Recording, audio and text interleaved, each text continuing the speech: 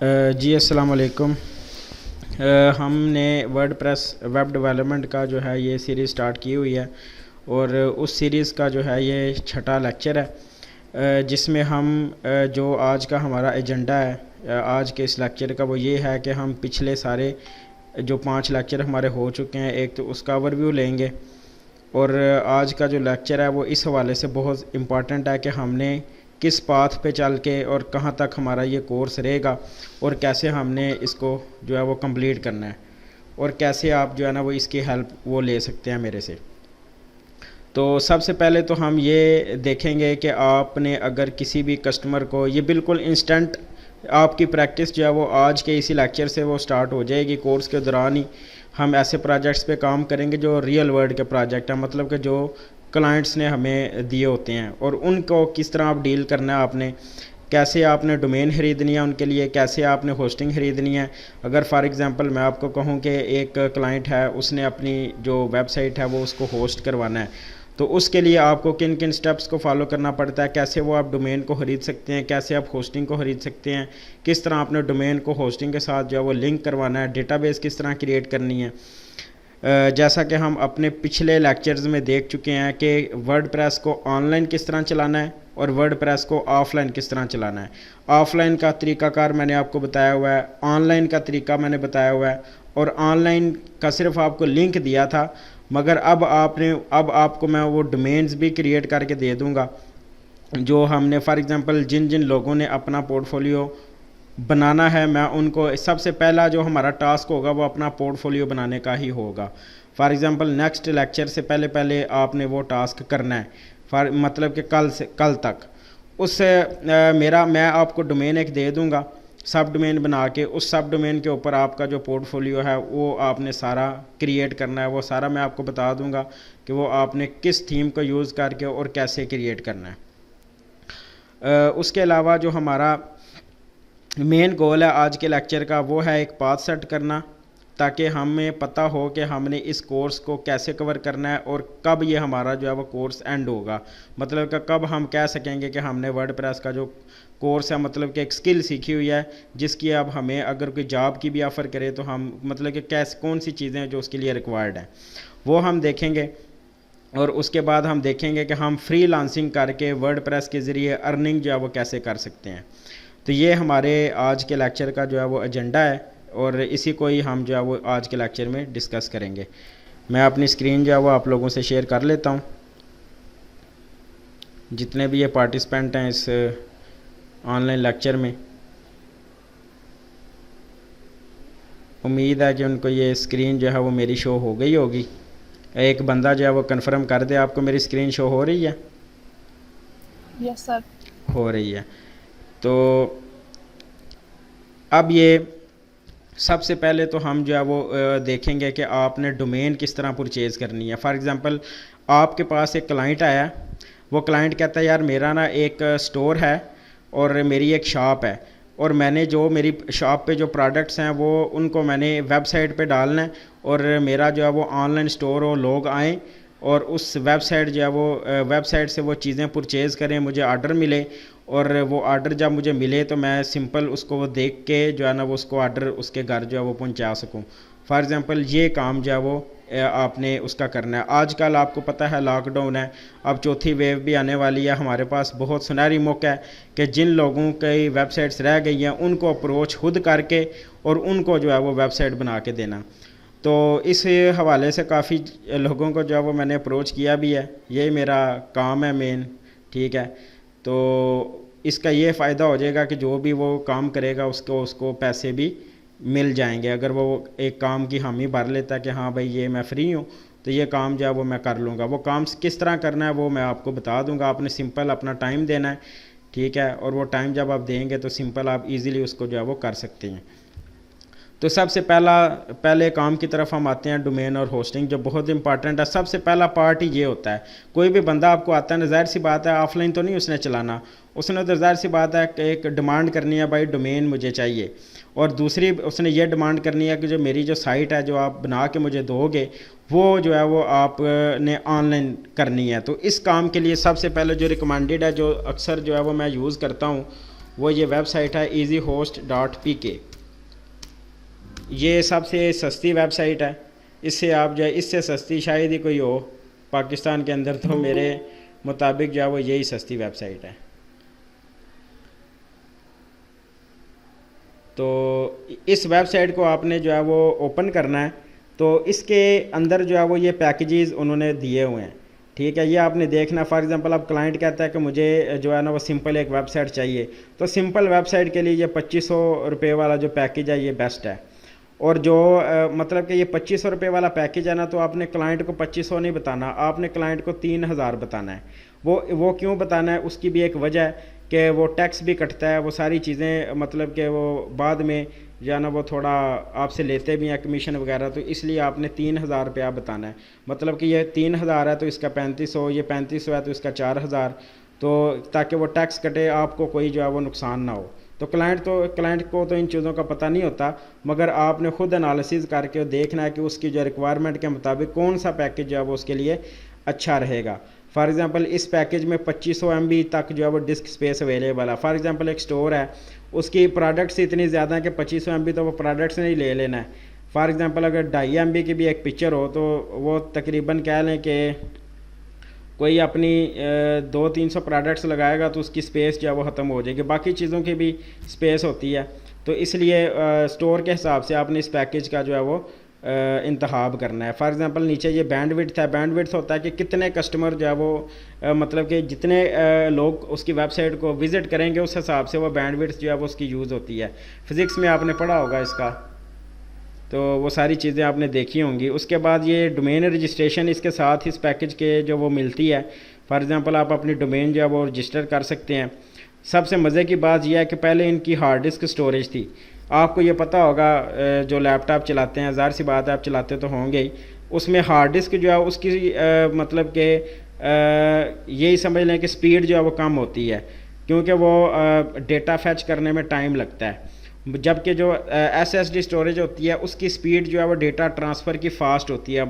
इससे क्या फ़र्क पड़ेगा कि फ़ॉर एग्ज़ाम्पल कोई भी आप ये डोमेन ओपन करेंगे तो वो फास्ट ओपन जल्दी ओपन हो जाएगी। इसका ये फ़ायदा है SSD जो है वो स्टोरेज का। उसके बाद ये SSL सर्टिफिकेट फ्री मिलता है इसके साथ। SSL सर्टिफिकेट क्या होता है, ये जो इसके साथ ये जो लॉक लगा हुआ है, मतलब कि आपकी वेबसाइट बिल्कुल सिक्योर है, कोई भी हैकर इसको आसानी से हैक नहीं कर सकता। फॉर एग्ज़ाम्पल अभी जो है वो रिसेंटली एक आपकी फ़ैलो ने एक वेबसाइट ली है। फॉर एग्ज़ाम्पल अब ये वेबसाइट थी, तो इसका अभी SSL सर्टिफिकेट जो है वो एक्टिव नहीं हुआ, तो इसके साथ आप देखेंगे ये नॉट सिक्योर आ जाएगा, ठीक है। इसको ख़त्म करने के लिए मैंने रिक्वेस्ट की हुई है, वो अभी उनका वो चल रहा था, सर्वर माइग्रेट कर रहे थे, तो इसलिए मैं वो जो है ना ये कल या परसों तक वो इधर उसको सर्टिफिकेट जो है एक्टिव कर देंगे। वैसे अगर आप किसी और डोमेन से, आप ये देखें, अब ये वेबसाइट वर्डप्रेस की है, इसलिए थोड़ा सा नेट भी मेरा थोड़ा स्लो है, इसलिए ये लोड नहीं सही तरह हो रही। तो वैसे हम ये इसको डिस्कस करते हैं कि जो मेरा रिकमेंडेड पैकेज है, जो मैं कहता हूँ कि जो जहाँ पे आपने 3500 देना है वहाँ आप जो है वो 1500 और डालें और सब कुछ अनलिमिटेड ले लें। For example unlimited disc space हो, अनलिमिटेड बैंडविड्थ हो, मतलब कि हमें ये प्रॉब्लम ही ना हो कि वो हमारी स्पेस जो है वो ख़त्म हो गई है, वो हमारी हो ही अनलिमिटेड। तो मैं तो ये रिकमेंड करता हूँ। अब 1 साल के लिए वो देते हैं 5000 रुपये का, ठीक है। मतलब कि 1 साल अगर आपने इनकी सर्विस यूज़ करनी है, डोमेन भी 1 साल की ही होती है और जो इसका जो होस्टिंग है वो भी 1 साल की होती है। तो वो अगर आप ये डिस्काउंट मिलता है, अगर आप मतलब कि 3 साल की इकट्ठी ले लेते हैं तो 15% के डिस्काउंट के हिसाब से आप इसको परचेज़ कर सकते हैं। तो फॉर एग्ज़ाम्पल सबसे पहले तो आपने अकाउंट बनाना है। अकाउंट बनाने या रजिस्टर पे क्लिक करना है आपने, अगर आपने डोमेन जो है वो ख़रीदनी है तो सिंपल आपने इधर अपनी डिटेल देनी है, तो आपका जो अकाउंट है वो क्रिएट हो जाएगा। ये तो मेरा अकाउंट ऑलरेडी है, इसलिए जो है ना वो ओपन हो गया है। तो मैं दोबारा उसी होम पेज पे चलता हूँ। अब आपने सबसे पहला काम क्या करना है, फॉर एग्ज़ाम्पल मेरे पास एक क्लाइंट आया, वो कहता है मैंने जो है वो वेबसाइट बनवानी है क्लॉथ की, मतलब कि अब शाह क्लॉथ हाउस है ये मुस्लिम बाज़ार में। फॉर एग्ज़ाम्पल अब वो बंदा मुझे कहता है कि मुझे ना वेबसाइट बनानी है और जितने भी मेरे कपड़े हैं या ब्रांड्स हैं वो सारे मेरी वेबसाइट पे हों। और लोग इजीली जब वो मुझे आर्डर दें और वो आर्डर मेरे बंदे रिसीव करें और उस आर्डर को जब वो पहुंचा के भी आएँ। तो ये काम जो है ना वो चौथी वेव आने से पहले पहले मैंने करना है, ताकि जो मेरा बिज़नेस है वो बंद ना हो, चलता रहे। तो फॉर एग्ज़ाम्पल इधर मैंने लिखता हूँ शाह क्लॉथ हाउस। ज़ाहिर सी बात है अपने नाम के हिसाब से ही उसने जो है वो डोमेन लेनी है। तो इसको मैं सर्च करता हूँ, अगर ये डोमेन पहले से अगर किसी ने ख़रीदी ना हुई तो वो जो है वो डोमेन इधर वो शो कर देगा कि ये परचेज़ के लिए अवेलेबल है। तो ये पहले से किसी ने ख़रीद रखी है, जबकि ये अवेलेबल नहीं है। इसको देख लेते हैं। मेरे ख्याल में ये जो बड़ी बड़ी कंपनीज़ होती हैं ना डोमेन की, ये ऑलरेडी ख़रीद लेती हैं ताकि ब्लैकमेल किया जा सके बाद में। देखा, वो किसी ने ख़रीद ली हुई है, मगर इसके ऊपर जो है ना वो किसी ने कोई वेबसाइट बनाई नहीं है। खैर हम जो है वो उसको मैं कायल कर लूँगा, उसे कह दूँगा यार .com को छोड़ो, अपने मुल्क से प्यार करो और .pk वाली डोमेन ले लो, शाह क्लॉथ हाउस .pk। ज़ाहिर सी बात है इंटरनेशनल आर्डर तो किसी ने देना नहीं है, तो इसलिए बेहतर यही है कि जो डोमेन तुम्हें .com की साल की 1700 में मिलेगी वही तुम्हें pk के साथ जो है वो 2350 की मिल जाएगी ईज़िली। तो मैं उसे वो जो है ना ये डोमेन जो है वो ले के दूँगा। ये .pk की जो डोमेन है ये साल की नहीं मिलती, ये 2 साल की ही होती है, ठीक है। और इसकी होस्टिंग भी जो है वो भी 2 साल की होती है। जो .com है वो साल की होती है, मगर वो आपकी चॉइस होती है, आप 2 साल की भी जो है वो रजिस्टर करवा सकते हैं। तो उसके अलावा जैसे ही आप रजिस्टर करेंगे तो आपका जो अकाउंट है वो क्रिएट हो जाएगा। सिंपल आपने इधर, मैं अपने अकाउंट का जो है वो ऑलरेडी मेरा अकाउंट ये लॉगिन है, तो मैं अपने ये होम की तरफ चलता हूँ। अब ये मेरा अकाउंट है, काफ़ी अरसा हो गया मुझे इसको ख़रीदे हुए। अनलिमिटेड मैंने ये ख़रीदा था इस डोमेन के ऊपर, अदील अहमद .pk। तो इसके ऊपर अब मैं फॉर एग्ज़ाम्पल कोई डोमेन ख़रीदनी है तो मैं इधर लिखूँगा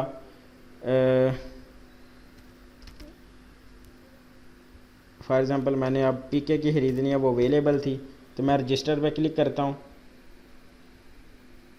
तो जैसे मैं रजिस्टर पर क्लिक करूँगा तो ये डोमेन जो है वो मेरे पास अवेलेबल है। वो कह रहा है कि 2350 रुपये आप देंगे तो ये डोमेन आप जो है वो ख़रीद सकते हैं। तो ये नीचे आपको सजेशन भी देगा कि अगर शाह क्लॉथ हो उसके मतलब कि अगर आप ये डैश लगा दें तो ये डोमेन अवेलेबल हो सकती है।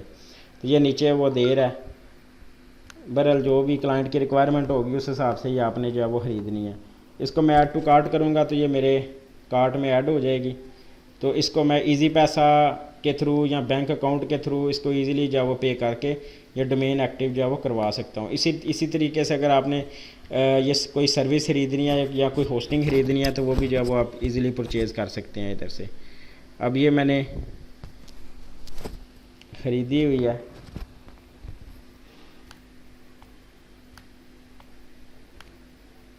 अब इसमें थोड़ा कुछ जो है वो चीज़ें बड़ी इंपॉर्टेंट हैं, वो हम जो है वो इसका देखेंगे कि ये ईमेल अकाउंट्स क्या हैं, ये फॉरवर्डर क्या होता है, ऑटो रिस्पॉन्डर क्या है, file manager, add on domain, सब डोमेन, बैकअप, MySQL और PHP माई एडमिन, ये सारी चीज़ें क्या हैं।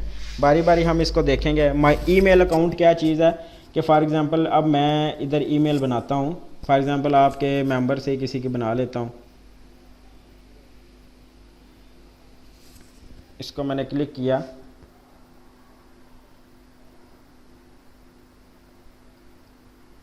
फॉर एग्ज़ाम्पल अब मैंने एक अकाउंट ख़रीदा था। अब ये मैं अनलिमिटेड जो है वो क्रिएट कर सकता हूँ। ये डोमेन मैंने ख़रीदी थी एक, ये वाली। तो फॉर एग्ज़ाम्पल इधर मैं ना उनका ये लिख लेता हूँ कि info@heyblogsy.com, मतलब कि ये डोमेन, ये ईमेल अगर आपने इस तरह क्रिएट करनी है तो इसी तरह ही आप ईमेल अकाउंट्स के अंदर आके वो आप क्रिएट कर सकते हैं। और इधर आप अपना पासवर्ड रख लें।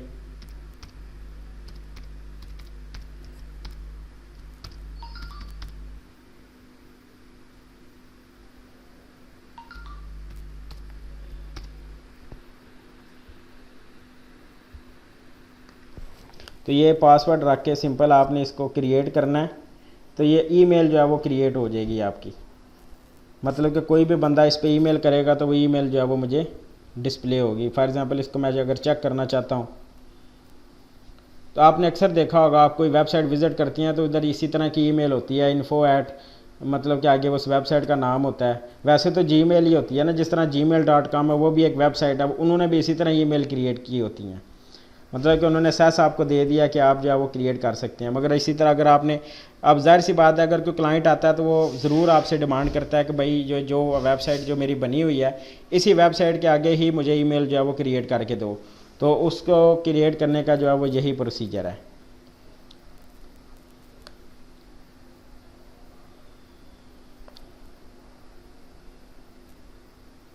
ये आपने उसका फ्रंट एंड जो है वो चूज़ करके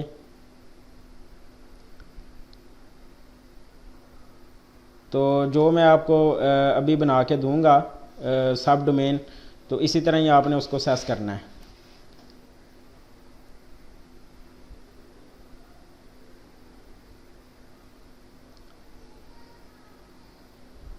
ये नेट थोड़ा स्लो है, चलिए हम अपना अगला काम जो है वो कर लेते हैं। ईमेल के बाद जो है वो हम फारवर्डर्स देखते हैं। फारवर्डर ये होता है कि आपने एक वेबसाइट बनाई है, उस वेबसाइट को आप दिखाना नहीं चाह रहे यूज़र को, मतलब कि आप चाहते हैं कि मैं, मतलब कि जो वेबसाइट मेरी बनी हुई है वो डिस्प्ले ना हो, वो कोई और डोमेन की जो है ना वेबसाइट डिस्प्ले हो। फॉर एग्जांपल ये देखें, मतलब कि adil.ahmed.pk को मैं ओपन करता हूँ तो एक वेबसाइट ओपन हो जाएगी, मगर मैं कहता हूँ कि वो वेबसाइट जो है वो ओपन ना हो, उसकी जगह कोई और वेबसाइट ओपन हो जाए। तो इस काम को करने के लिए जो है ना वो आप फारवर्डर्स को इस्तेमाल जो है वो आप कर सकते हैं। तो उसके बाद है ऑटो रिस्पॉन्डर। ऑटो रिस्पॉन्डर ये चैट बॉट ही है। फॉर एग्जांपल अगर कोई आपको मेल करता है तो अगर आपको उसको आप उसको ऑटो जवाब देना चाहते हैं कि आप भाई अभी मैं फ़ारिग नहीं, आप बाद में कर लें या मेरे इस नंबर पे कॉल करें, तो इस तरह का काम जो है वो आप ऑटो रिस्पॉन्डर के ज़रिए जो है वो कर सकते हैं। इसमें सबसे मेन चीज़ ये है सब डोमेन्स की, जिसकी अभी जो है ना वो एक क्रिएट करके भी देखेंगे। फॉर एग्ज़ाम्पल ये जो मेल का मैंने क्रिएट किया था, अब ये मेल जो है वो क्रिएट हो गई, इसकी कॉन्फ़िगरेशन भी आ गई। फॉर एग्ज़ाम्पल अगर आपने इसको अपने मोबाइल में ओपन करना है या मोबाइल में चलाना है तो इसकी ये कॉन्फ़िगरेशन फ़ाइल है, इसका आप ये सेटिंग करके अपने मोबाइल के, जिस तरह जीमेल आप ओपन करते हैं ना अपने मोबाइल के अंदर, इसी तरह ही आप इस ईमेल को अपने मोबाइल के ऊपर भी चला सकते हैं। तो अगर इसको आपने ओपन कैसे करना है, सिंपल, अगर आपने क्लाइंट को बताना है कि किस तरह, आप जाहिर सी बात है क्लाइंट तो पूछेगा कि भाई ईमेल मैं किस तरह ओपन करूँ, उसको अकाउंट तो नहीं दे सकते आप। तो सिंपल उसने आपने ये बताना है कि भाई अपनी वेबसाइट पे आप जाओ और वेबसाइट पे जाके ये स्लैश लिख के आगे लिखना है वेब मेल। तो जैसे वो लिखेगा तो वो जो आपने यूज़र नेम और पासवर्ड सेट किया हुआ है तो वो उसको जो है ना वो जैसे वो देगा तो उसकी ईमेल जो है वो डायरेक्ट ओपन हो जाएगी। फॉर एग्ज़ाम्पल अगर इधर आपने वो ईमेल लिखनी है जो क्रिएट की थी, वो ये की थी कि info@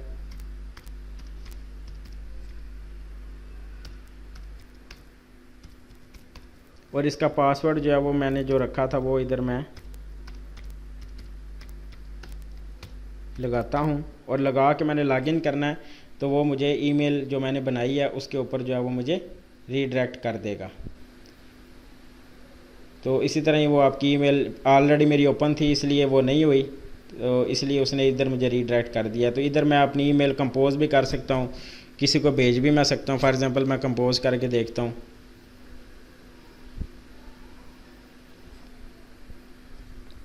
ठीक है, ये तो फराम इधर से जानी है, इधर मैं अपनी ईमेल लिखता हूँ।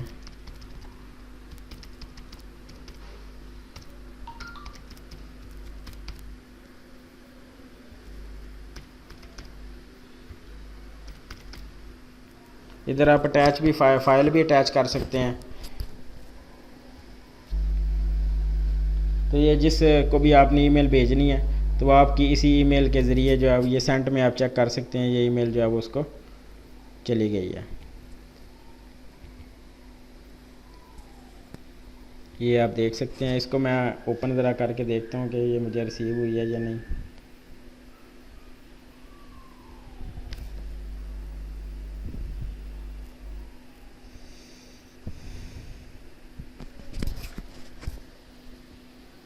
ये देखें, ये मुझे जो है वो रिसीव हो चुकी है, ये ईमेल info@heyblogsy.com की तरफ से।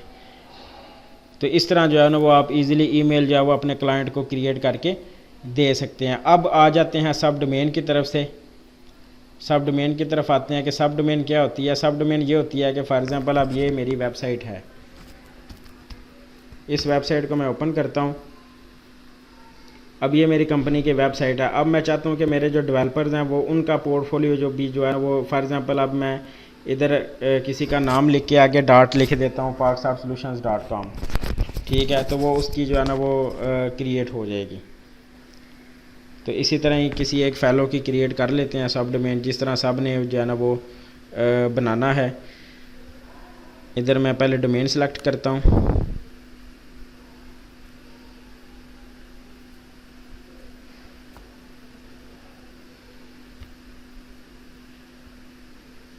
तो इधर मैं सब डोमेन लिख देता हूँ।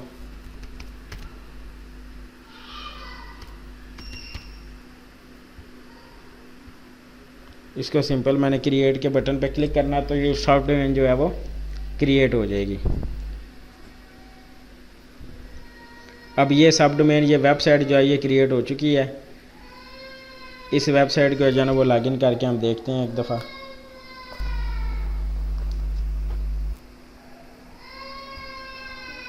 यार इसको पता नहीं क्या,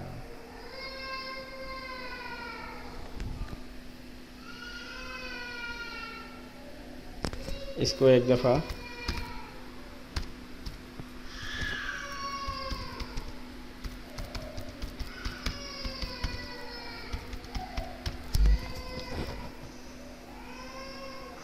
ये जो है ना वो डोमेन क्रिएट हो चुकी है। इसके ऊपर अब हम जो है वो वर्डप्रेस किस तरह लगाते हैं।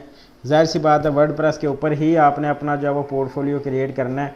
वो मैं सारा आपको जो है ना बता दूंगा, थीम भी बता दूंगा, उसको किस तरह एडिट करना है। एलिमेंटर ही हम यूज़ करेंगे, एलिमेंटर से डायरेक्ट आप उसको एडिट कर सकते हैं। तो इतना ज़्यादा जो है वो टाइम नहीं लगेगा, आपका घंटा ही लगेगा। तो इसी तरह सब को मैं जो है वो इसी तरह सब डोमेन बना के दे दूंगा, ताकि फ्रीलांसिंग में जब कोई आपसे पूछे कि भाई आपका पोर्टफोलियो क्या है, आपने किस किस वेबसाइट पर काम किया हुआ, बजाय इसके कि वो उसको दोबारा से सेंड करें, सारा कुछ सेंड करें, अपना बताएं, इन्फॉर्मेशन बताएं। सिंपल आप उसको एक जो है वो लिंक सेंड करें, उसको बता दें कि भाई ये मेरा पोर्टफोलियो है, आप इस लिंक के ऊपर जाके मेरा पोर्टफोलियो जो है वो देख सकते हैं। सबसे ज़्यादा आपने अगर अपवर्क का अकाउंट जिसने क्रिएट किया हुआ है, उस अपवर्क के अकाउंट पे इसकी सबसे ज़्यादा ज़रूरत पड़ती है। तो क्लाइंट सबसे पहला सवाल ही ये करता है भाई अपना पोर्टफोलियो दिखाएं, या उसने पहले वो मतलब कि अपनी पोस्ट में ये लिखा होता है कि ऑनली वही मुझे बंदा रिक्वेस्ट सेंड करे जिसका पोर्टफोलियो जो है वो मौजूद है। तो अब मैं इसको सिंपल से तरीका है बिल्कुल ईजी, तो उसको यूज़ करके मैं सिंपल जो है वो इसके ऊपर वर्डप्रेस चला सकता हूँ। आपने इसी तरह ही फाइल मैनेजर के ऊपर जाना है। अब ये फाइल मैनेजर क्या है, फाइल मैनेजर के अंदर जितनी भी फाइल्स हैं जो होस्ट हैं मेरी होस्टिंग के अंदर, वो सारी पड़ी हुई हैं। फॉर एग्जांपल एक ऐसा कंप्यूटर है जिसके अंदर मेरी सारी फाइल्स जो है वो सेव हैं। ठीक है, इसी तरह कह लें जिस तरह यूओजी के सर्वर्स हैं, आपका सारा डेटा जो है उन सर्वर्स के अंदर सेव होता है। ठीक है, इसी तरह ही आप एक सर्वर खरीद लेते हो जिसमें आपका सारा डेटा, फॉर एग्जांपल एक मैंने कंप्यूटर ख़रीदा हुआ है ऑनलाइन जिसके अंदर मेरा सारा डेटा, सारी वेबसाइट जो है वो चलती हैं। तो उसको सर्च करने के लिए उनकी फाइल्स को मैं फाइल मैनेजर के अंदर जो है वो जाता हूँ, इसको जो है वो ओपन करते हैं।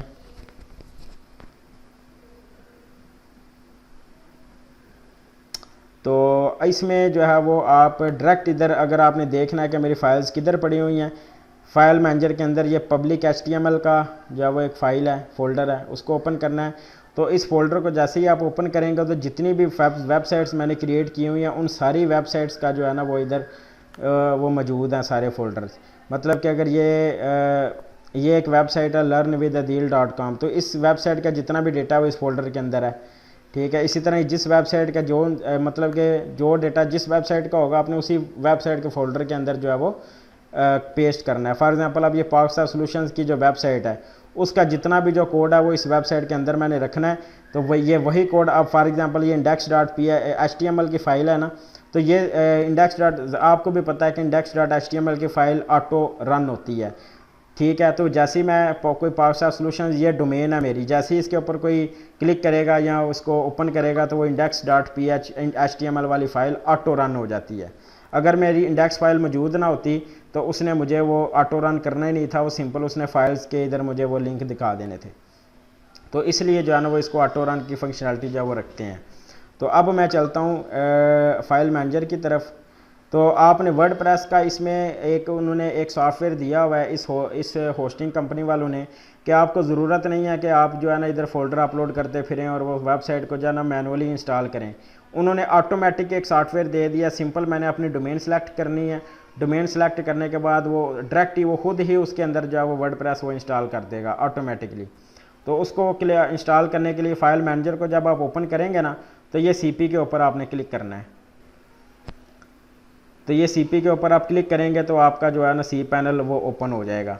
आपको मैं क्रीडेंशियल जो दूंगा ना, तो वो डायरेक्ट ये आपके सामने डायरेक्ट इस तरह का जो है ना इंटरफेस आ जाएगा। ठीक है, वो बता देगा कि भाई इधर आपने जो है ना ऐसे आपने ओपन करना है। ठीक है, फॉर एग्जांपल किसी ने अगर वो ओपन करना है डायरेक्ट, तो इधर वो लिखेगा अदील अहमद .pk और इधर स्लैश उसने आगे लिखना है सी पैनल। तो जैसे वो इधर क्लिक करेगा तो डायरेक्ट जो है ना वो आ जाएगा। अब ये डॉट नहीं था मैंने डाला जिसकी वजह से वो आया नहीं है।